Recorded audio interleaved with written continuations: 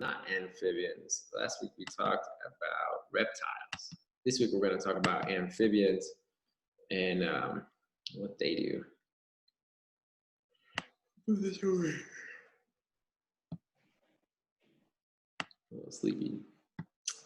Come on, man. Get over here. There we go. All right.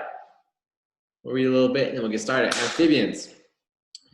So amphibians are cold-blooded, four-legged vertebrates that are mostly terrestrial, which means they live on land, but live near water and spend an important part of their life cycle in it. There are three groups of amphibians: salamanders, frogs and toads, and the least abundant group, caecilians or caecilians.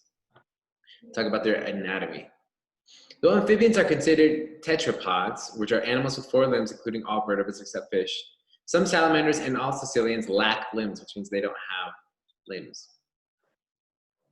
Frogs and toads have elongated hind limbs, which are useful for jumping.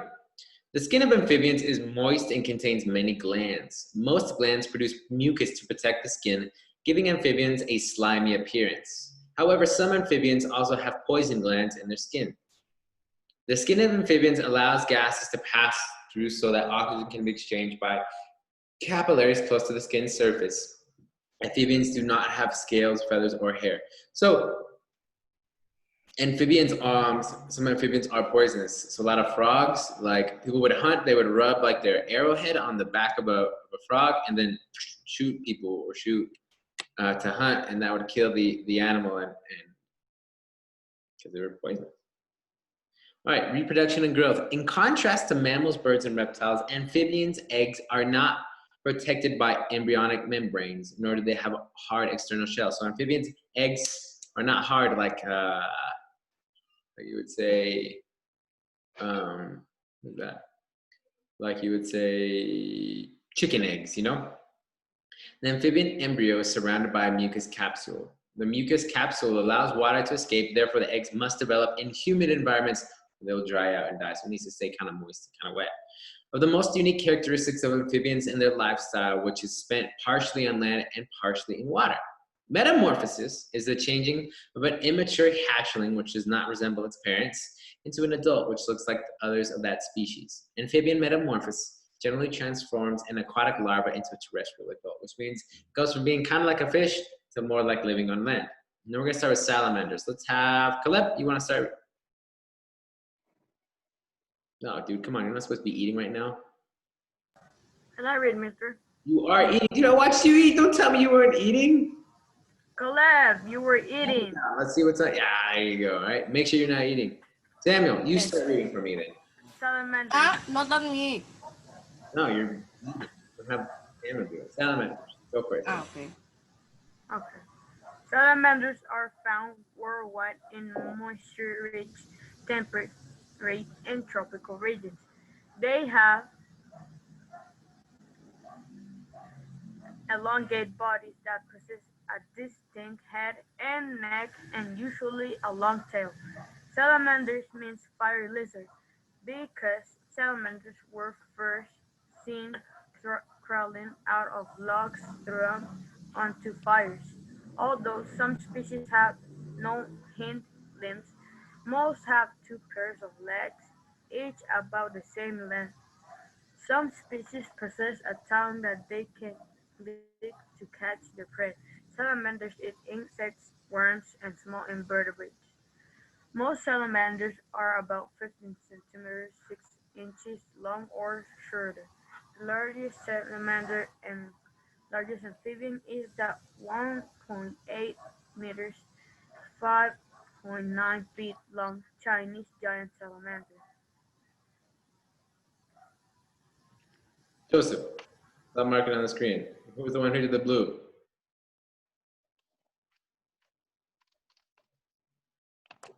Mine was a yellow by the blue. I don't know who's.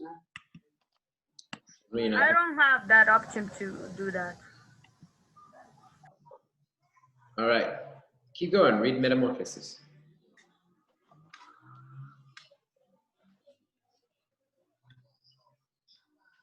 Keep going.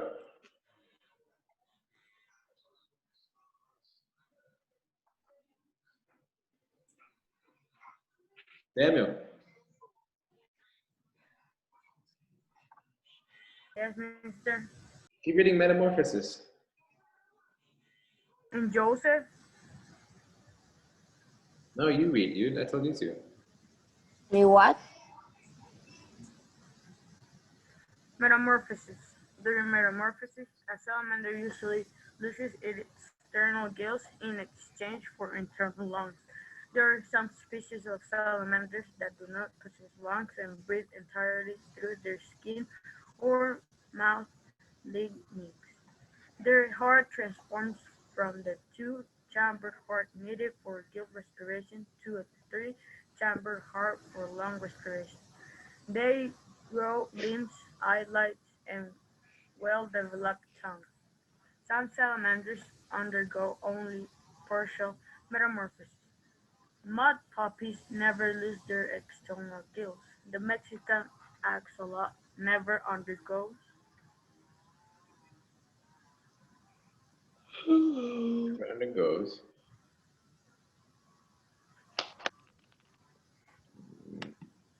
Here we go. uh, oh metamorphosis, even though it does not experience metamorphosis, it can still reproduce. Very good. Let's have Caleb now read salamander categories. Salamander what? Categories. Yeah. Salamanders can be divided into three categories based on reproduction: woolly terrestrial, woolly aquatic, and amphibious. Woolly terrestrial salamanders live on land and lay their claws of 20, 20 to 30 eggs on land. The eggs laid in moist earth are contained in a jelly for protection. The jelly may have as many as 8 layers. The larva undergoes metamorphosis while still in the egg and emerge as a miniature adult. In many species, at last one parent grows the claws. Not all salamanders lay their eggs. Those species that retain their eggs have joined that undergo metamorphosis internally and then give birth to miniature adults. I continue. Woolly aquatic salamanders live in the water and lay colds of up to 500 eggs in the water. The larvae hatch from the eggs with external gills during metamorphosis. The salamander does not usually lose its internal gills, but inside miniatures to be capable of reproduction. It undergoes other metamorphosis changes like growing eyelids or lines. Amphibious salamanders that live on land but return to the water for breeding are newts. Newts lay claws 100 to 400 eggs. The eggs develop and hatch aquatic larvae. The larvae metamorphosis in juveniles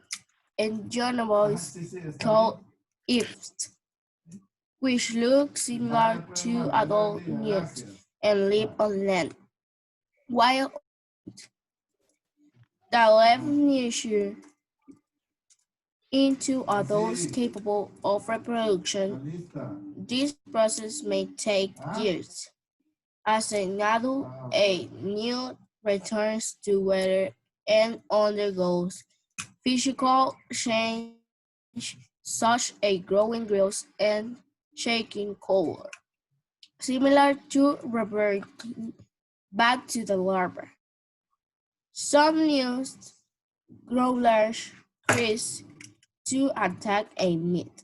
After mating, the adult newt returns to land and changes once more into its terrestrial appearance.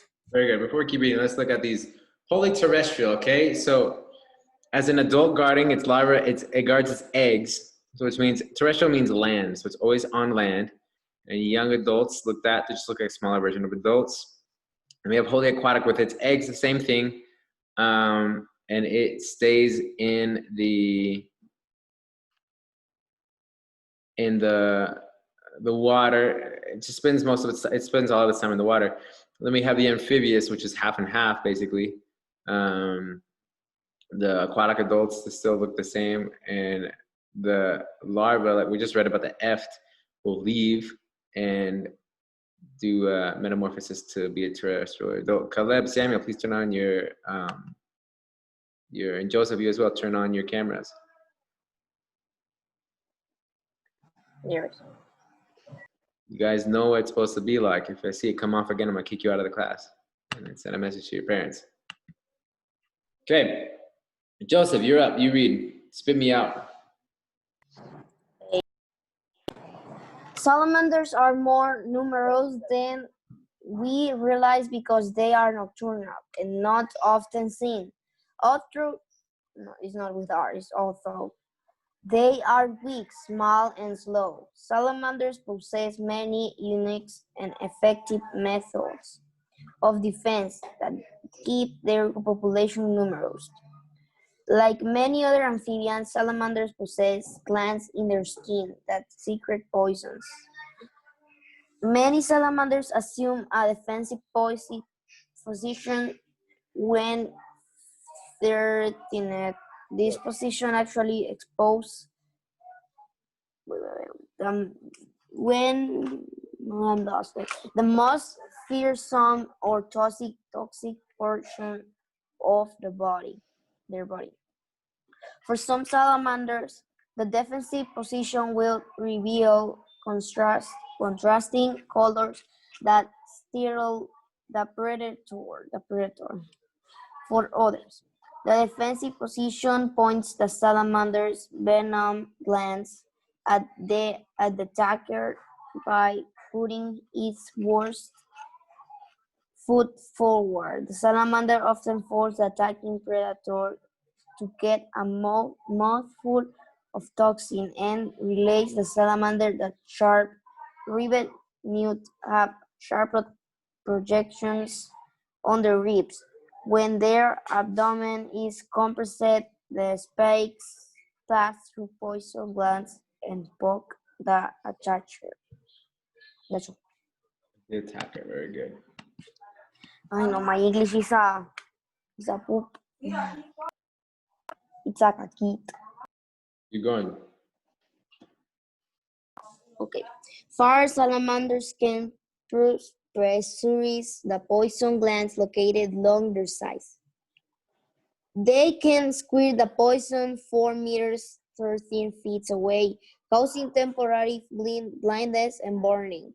Even in humans, however, for every poisonous salamander, there are 2 species of snakes that are immune to the toxin. This design keeps the salamander's population in check. I continue. Yep. Survival methods. Sirens are a new group of salamanders that live in shallow water as active predators. These 25 to 95 centimeters, 10 to 37 inches long predators have eel-like bodies with external heels, not hind limbs, and only small, weak foreblinds.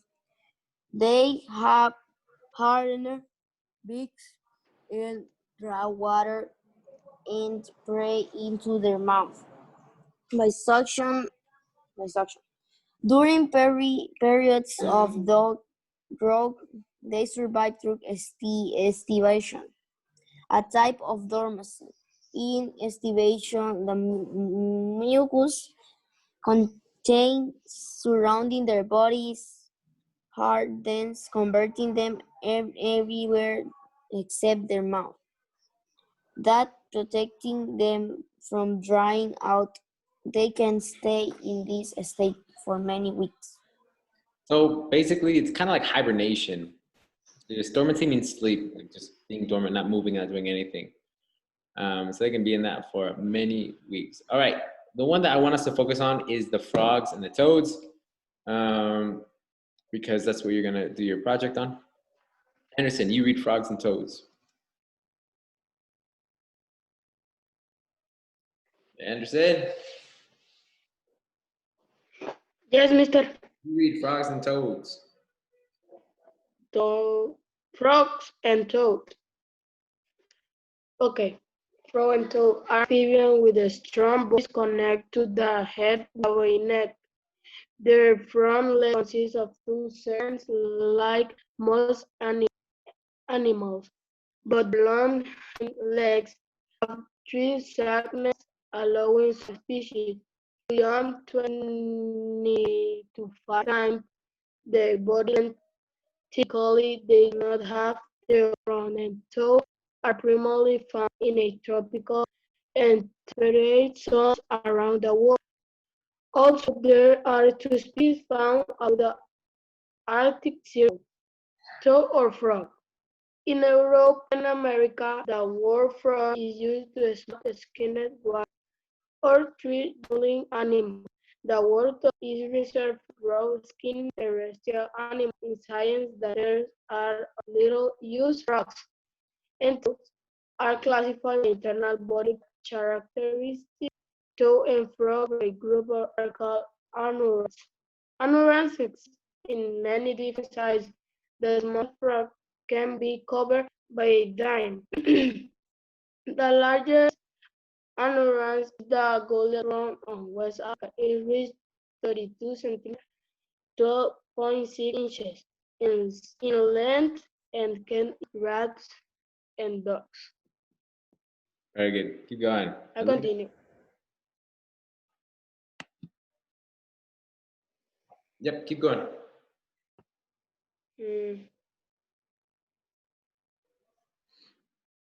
Okay. I will bring my book. There. Okay. Yeah, make up, it's right there. A lab of neuron physiology is known for the environment in which the frog or live in aquatic neurons that can the edge of ponds or lakes. Usually have point head and a smooth skin. They have extremely bodies that are good for swimming in long lines, that allow them to jump quickly into the water to escape predators and have long, webbed toes to aid in swimming. Terrestrial anurans have blue nose and rose skin on stout body with short hind limbs. The rough skin and drab color help them to blend into the surroundings. Burrowing anurans have rounded bodies and sail-like feet. Perching anurans have flat bodies and long hind limbs. Many have a span toe and finger tips to give them a sticky surface that helps them to cling to branches and other surfaces. Some also have large amounts of webbing between their toes to allow them to glide between branches and slowly descend to the ground. Adult anurans all have lungs but obtain most of their oxygen through the skin. They have larger eyes to look at food bites. Their muscular tongue is attached only in the front of the mouth, allowing the anuran to flee it out of a grass. I don't know. I cannot read, mister, because there is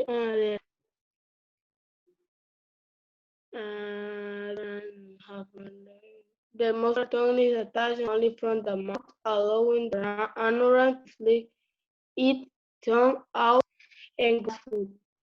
I continue, miss. Yeah. Keep going. Warning, do not touch. All animals. What, mister? Oh, and you know the bug. Oh, Hmm. and All animals can produce toxic.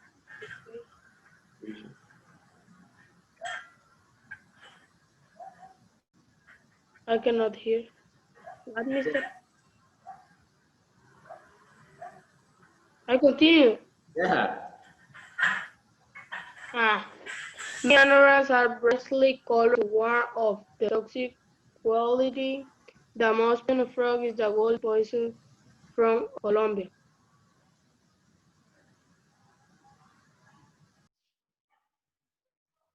Only 0.002 grams or 0.007 ounce of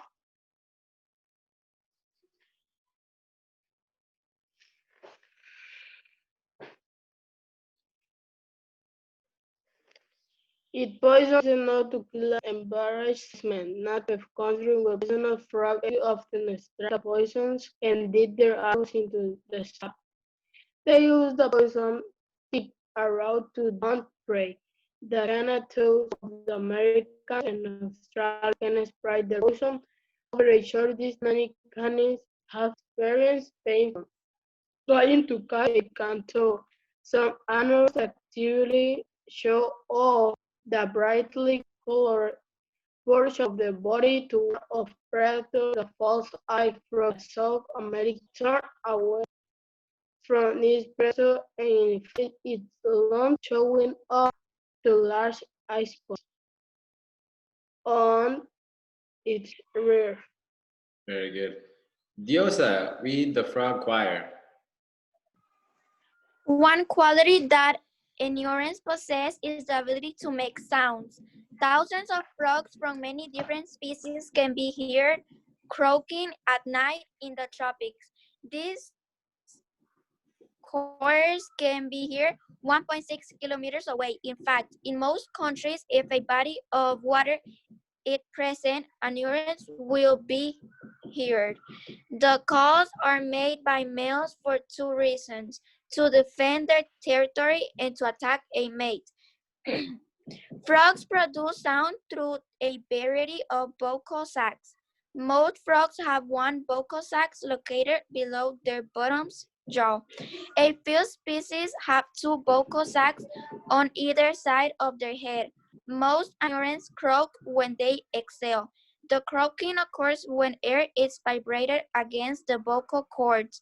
As the frog exhales, he inflates his vocal sac, which acts to transmit the sound to the air. The vocal sac does not increase the call volume or add energy. Anurans have well-developed ears to listen for these sounds and filter out their species call from all the others, from egg to adult. All frogs and toads lay eggs. The female lays eggs that are covered in a jelly-like substance to protect them from drying out. These eggs are laid in many different locations.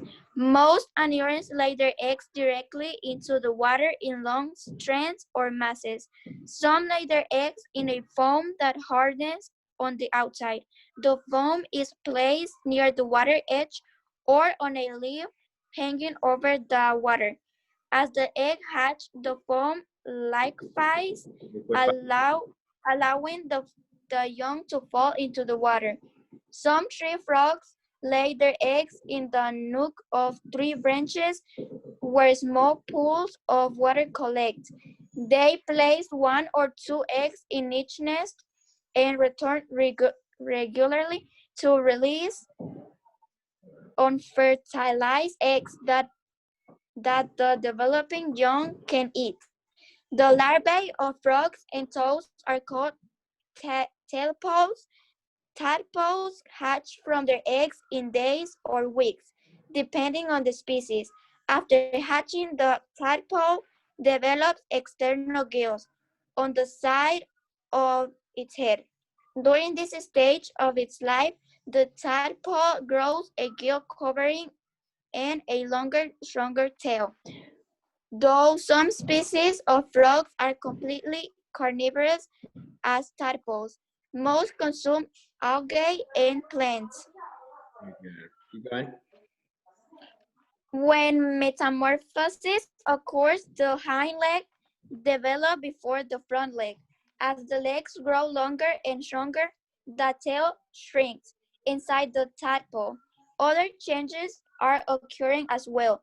The digestive system shrinks and the respiratory system grows lungs. After metamorphosis, the young aneurin leaves the water as a miniature adult called a froglet or toadlet. Not all tadpoles develop in water.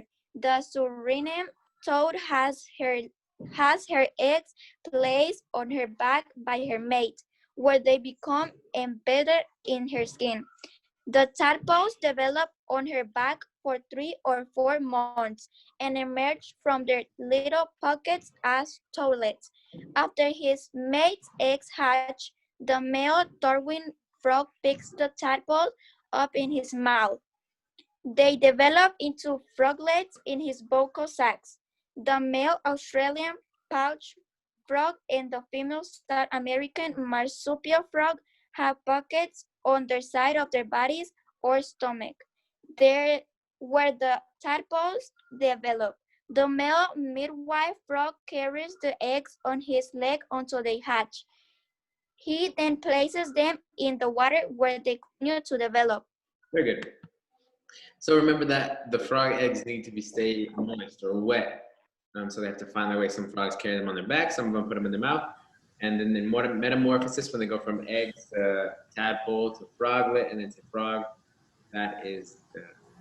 All right, so this is what you guys are gonna do, okay? You guys have to draw the life cycle of a frog. So you're gonna have to try, so I'd be paying attention if I were you. You're gonna draw how it goes from eggs to tadpoles with hind legs, and then frogs to a froglet to an adult frog. So at least 5 stations. So eggs, and then tadpoles growing their legs, and then a froglet, and then the adult frog. So the 5 sections of the frogs. That's what you have to do. You have to add color, you have to make it pretty, and you have to explain each part, okay? So egg mass, eggs stay moist, so they stay alive, and then they turn to tadpoles, and then they start to develop their legs to be able to grow out, and then as the adult frog, they can live on land. We will do like a project doing how the development of frogs. What did you say? Project of the development of frogs. Yeah, so the life cycle of a frog, that's what you have to draw. You can't Okay. just draw real very quick and nothing. No, I'm not gonna let that happen. You have to draw each picture and explain what happens in that area. So explain, do they stay in the water at that point? Are they able to move out? Okay. And so here are some of the frogs we were reading about. And the last one we have is Caecilians. Luis Mario, I want you to read Caecilians. Which part? Caecilian, right here. Ends. Caecilians are amphibians, long-bodied and limbless, have superficial resemblance to earthworms or snakes. However, they are not classified with worms since they have vertebrae and are not snakes because they lack scales. Caecilians are found in the tropical region of South Central America. Central America are South and Southeast Asia. They are in length from 5 centimeters in 2 inches to 1.5 meters to 4.9 feet. And are they usually brown, although some are bright color and trips. Because Caecilians are entirely burrowing on aquatic, humans are rarely see them. Caecilians move also the dirty by moving very muscular body in waves. The waves start at their head and moves backwards. Their skull and bony and spade shape designed for burrowing. The Kailian's body is encircled with skin fold or ring called its skin attached direct on the underlying muscle and keratin to harden, ensuring it does not peel off as it rubs against raw dirt. Cal- Kailian's skin secret toxic substance and mucus to keep the ceiling from dying out, digging out because the level long is reduced or a- absent. Absent in most Kailians, their skin and mouth l- lining have cap- capillaries near the surface to allow for the exchange of, Gases. of gases.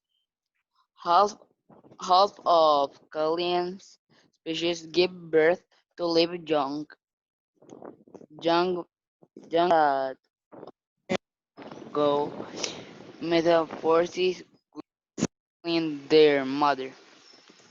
Good just take with this gestation takes 7 to 11 months and usually produce for young per cloth.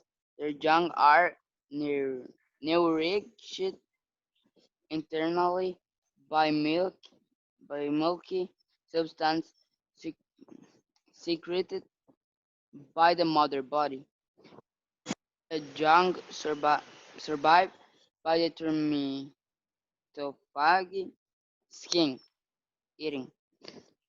Every 3 days, the mother grows a fatty layer of skin the, for the young to consume. Other Carillion species lay the burrow close to water. The females watch the clock may may have up the 50 eggs. Are etching the larvae go to an early pond or streams. All right, so what does that look like right there? Like a worm, right?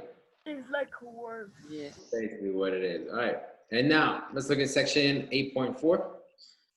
You have to write, what are the 3 groups of amphibians? We read about those. What are the requirements for an animal to be a tetrapod? Define metamorphosis. What are the 3 groups of salamanders? What is a group to which both toads and frogs belong? And what is the name for a frog or a toad larva? What are caecilians rarely seen? Why? And what are annuli? All right, and after that, you also have to do Sir, your, life cycle of a frog project, okay? sir, yes. Can you send me a photo? Yeah, I will send you the photos for sure. That is it, my dudes. So, bye, mister. That is all. I will send you